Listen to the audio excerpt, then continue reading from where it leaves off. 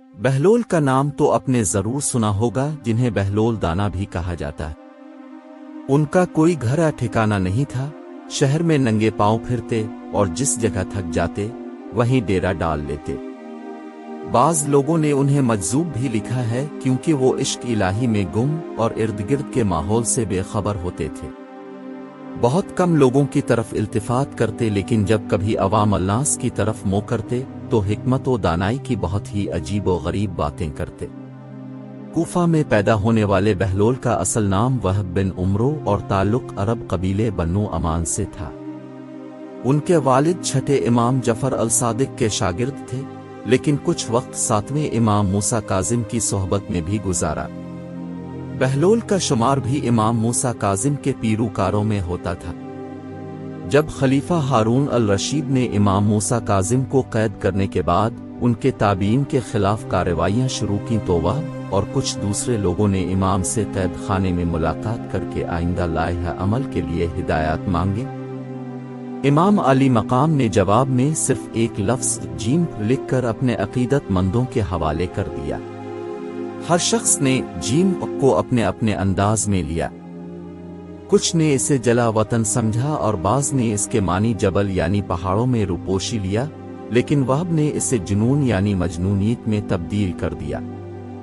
انہوں نے اپنی شاہانہ زندگی ترک کی اور پھٹے پرانے کپڑے پہن کر گلیوں میں نکل آئے۔ خلیفہ ہارون الرشید سے ان کی ملاقات 188 ہجری میں خلیفہ کے سفر حج کے دوران کوفہ میں ہوئی، جس کا ذکر امام ابن کثیر نے بھی کیا ہے۔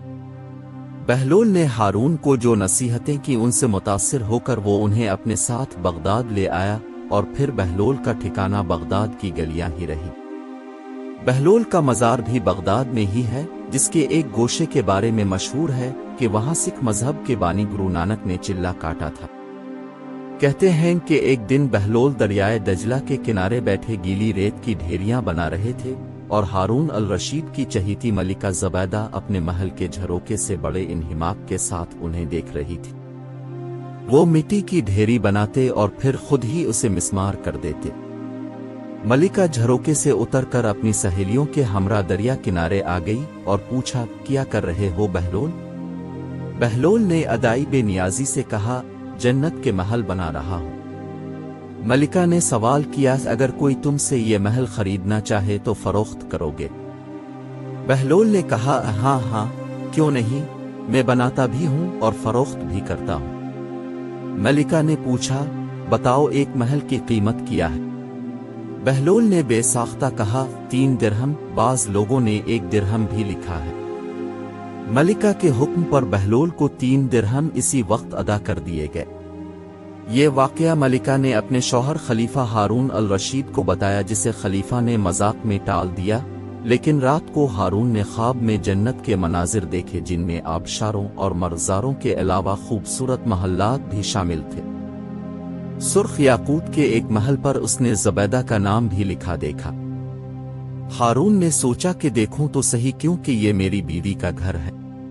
وہ محل میں داخل ہونے کے لیے جیسے ہی دروازے پر پہنچا، دربان نے اسے روک لیا۔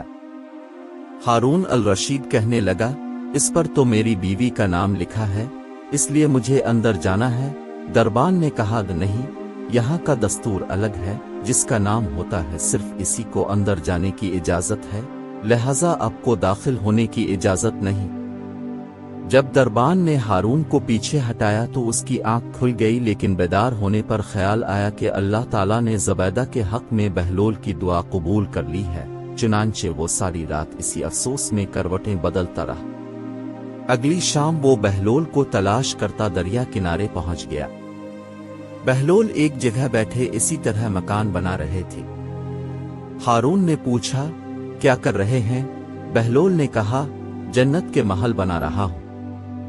ہارون نے پوچھا، بیچو گے؟ تو بہلول نے کہا، ہاں ہاں، کیوں نہیں، میں بناتا بھی ہوں اور فروخت بھی کرتا ہوں۔ ہارون نے سوال کیا کہ بتاؤ ایک محل کی قیمت کیا ہے؟ تو بہلول نے جواب دیا، تیری پوری سلطنت۔ ہارون الرشید نے کہا، اتنی قیمت تو میں نہیں دے سکتا، کل تو آپ 3 درہم کے بدلے دے رہے تھے اور آج پوری سلطنت مانگ رہے ہیں۔ بہلول دانا نے کہا، خلیفہ، कल बन देखे मामला था और आज तुम महल देख कर आए हो।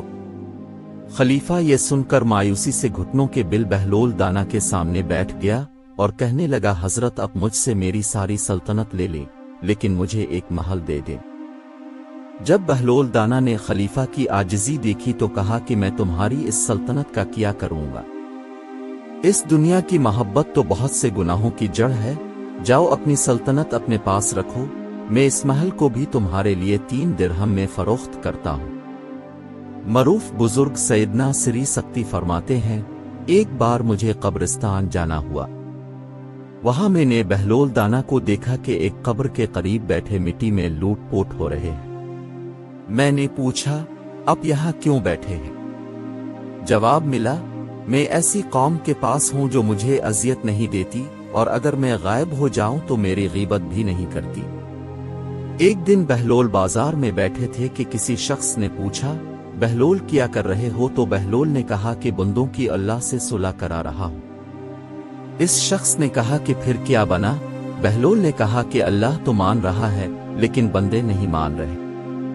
कुछ अरसा बाद इसी शख्स का एक कब्रिस्तान के पास से गुजर हुआ तो देखा बहलोल कब्रिस्तान में बैठे हैं। करीब जाकर पूछा, बहलोल क्या कर रहे हो? बहलोल ने कहा, बंदों की अल्लाह से सुलह करा रहा हूं। इस शख्स ने कहा कि फिर क्या बना? बहलोल ने कहा कि बंदे तो मान रहे हैं मगर आज अल्लाह नहीं मान रहा। बहलोल से ऐसे दर्जनों वाक़ियात और दानाई की बातें मंसूब हैं।